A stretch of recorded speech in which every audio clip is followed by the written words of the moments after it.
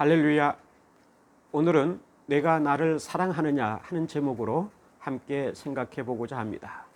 먼저 하나님의 말씀을 보겠습니다. 창세기 22장 2절입니다.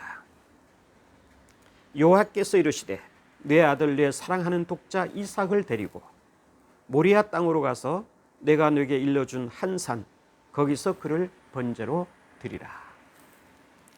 어느 날 하나님께서 아브라함에게 나타나셔서 시험을 하셨습니다.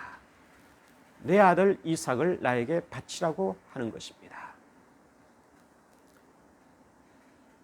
그런데 그 시험의 내용을 보시게 되면은 오늘의 말씀의 내용인데 굉장히 구체적이고 굉장히 강조하고 있는 것을 볼 수가 있습니다. 말하자면 단어 하나하나에 밑줄을 그으시면서까지 말씀하고 계십니다.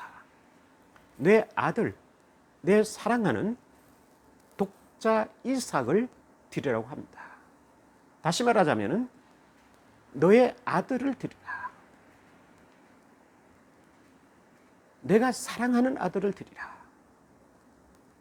내가 늦게 얻은 외아들을 드리라.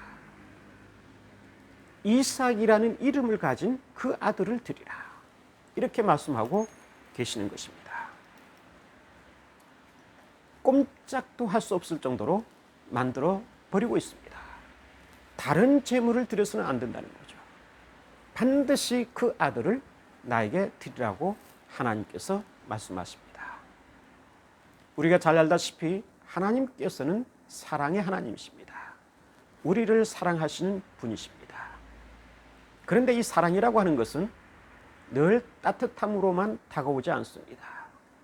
늘 달콤한 맛만을 가져다 주는 것은 아닙니다.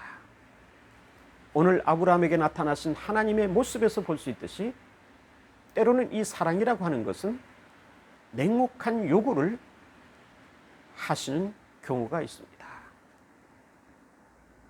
어쩌면 우리를 죽음의 구렁텅이로 몰아넣는 그러한 시험이라고까지 할 수가 있을 것입니다. 현대적인 감각에서 우리가 생각해 보도록 합시다. 만일 여러분들에게 누군가가 어떤 대가로 외아들을 죽이라 이렇게 말한다면 이것을 이해할 수 있겠습니까? 납득할 수 있겠습니까? 또한 거기에 응할 수가 있겠습니까? 도저히 상상할 수 없는 것입니다. 특히 하나님께서 그 선하다고 하시는 하나님께서 너의 아들을 죽이라 이렇게 말씀하고 계시는 겁니다. 이것은 윤리적 차원에서도 이해할 수 없는 것입니다. 굉장히 비도덕적인 차원의 얘기라고 할 수가 있을 것입니다. 그러나 성경의 진리라고 하는 것은 때로는 우리의 상식을 초월합니다. 우리의 도덕과 우리의 윤리적인 차원을 초월해서 주어지기도 합니다. 아브라함이 이러한 시험을 받았을 때에 물론 그도 인간이기 때문에 굉장히 비탄한 슬픔에 빠졌을 것이고 비통함 가운데서 잠을 이루지 못했을 것입니다. 그것이 바로 그의 실존적 모습이라고 아니할 수가 없습니다. 그러나 3절을 통해서 보시면은 아브라함은 아침 일찍이 일어나서 모든 것을 준비하고 모리아 산을 향해서 떠났습니다. 종들을 데리고 이삭을 데리고 떠났습니다. 하나님께서 지시하신 한 산에 가까워졌을 때에 아브라함은 종들을 따로 떼어놓고 이삭만을 데리고 올라갑니다. 이삭의 등에다 번제에 쓰일 나무를 지우고 당신은 한 손에 칼을 들고 한 손에 불을 들고 올라갑니다. 성경의 내용을 통해서 보시게 되면은 아브라함과 이삭 사이에는 그다지 대화가 없습니다. 사실 대화할 수 있는 마음의 여유가 없었을 것입니다.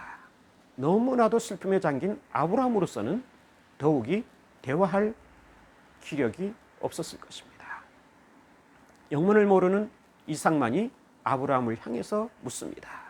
아버지, 우리에게 칼도 있고 불도 있고 번제에 쓰일 나무도 있는데 양 그 자체가 없지 않습니까?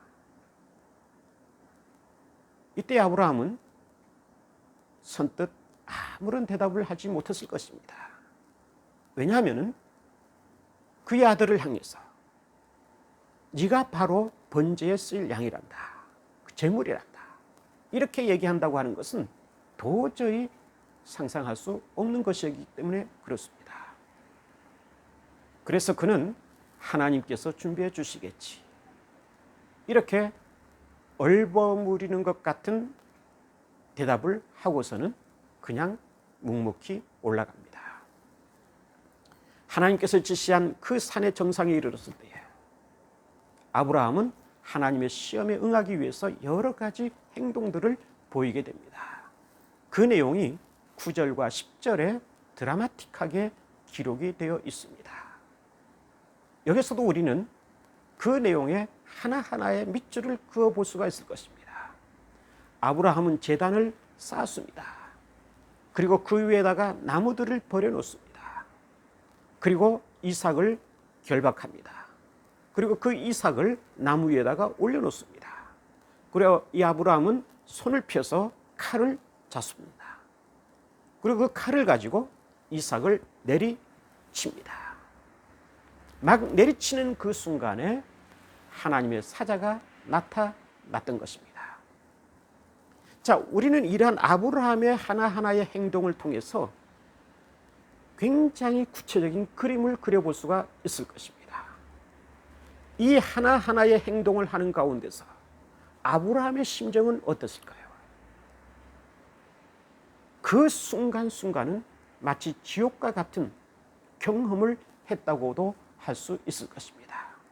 아무리 하나님을 향한 헌신이 있고 하나님을 향한 사랑이 있다 할지라도 자기의 외아들 이삭을 죽인다고 하는 그러한 사실을 알고 있는 아브라함으로서는 너무나도 커다란 슬픔 속에서 견뎌낼 수가 없었을 것입니다.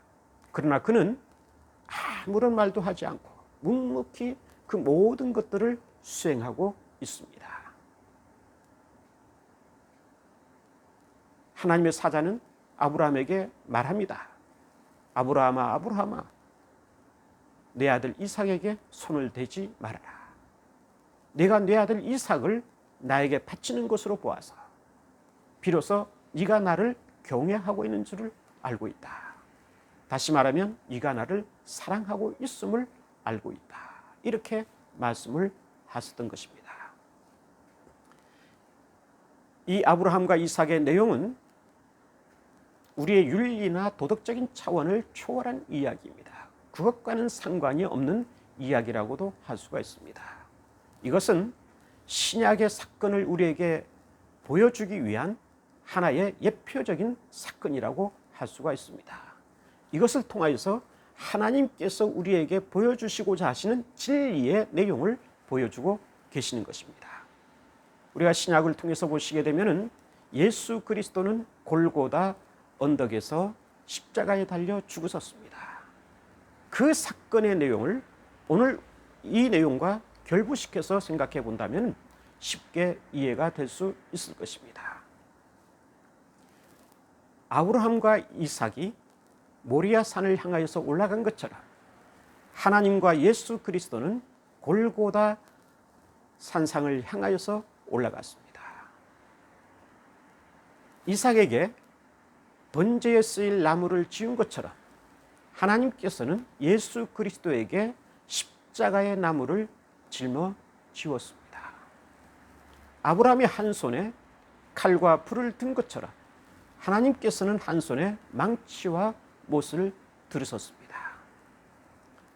산 정상에 이르렀을 때에 아브라함이 제단을 쌓고 거기에 나무를 버려놓은 것처럼 하나님께서는 십자가를 버려 놓으셨습니다. 그리고 아브라함이 이삭을 결박한 것처럼 그리고 칼로 내리쳤던 것처럼 하나님께서는 그의 독생자 예수 그리스도를 십자가에 올려놓고 거기에서 당신이 친히 못질을 하였습니다.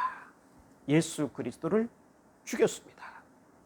아브라함은 이삭을 죽이기까지 하지는 않았습니다마는 하나님께서는 예수 그리스도를 친히 못 박아 죽였습니다. 이러한 내용을 우리에게 보여주는 사건, 그것이 바로 오늘 아브라함과 이삭의 이야기라고 할 수가 있습니다. 그렇다면 하나님께서는 왜 당신의 독생자 예수 그리스도를 십자가에 친히 못 박아 죽였을까요? 우리를 사랑하시기 때문입니다. 그의 독생자 예수 그리스도보다도 우리를 더욱더 사랑하시기 때문입니다. 우리를 죄악 가운데서 구원하시기 위해서 그의 외아들을 내어 주신 것입니다. 그것을 통하여서 하나님께서는 우리에게 묻고 있습니다. 나는 너를 사랑하고 있다. 나는 내 아들 예수 그리스도를 내어 주기까지 너를 사랑하고 있단다. 그렇다면 너는 나를 사랑하고 있느냐? 너는 나를 진정으로 사랑하고 있느냐? 너는 아직도 나를 사랑하고 있느냐? 이와 같이 묻고 계시는 것입니다.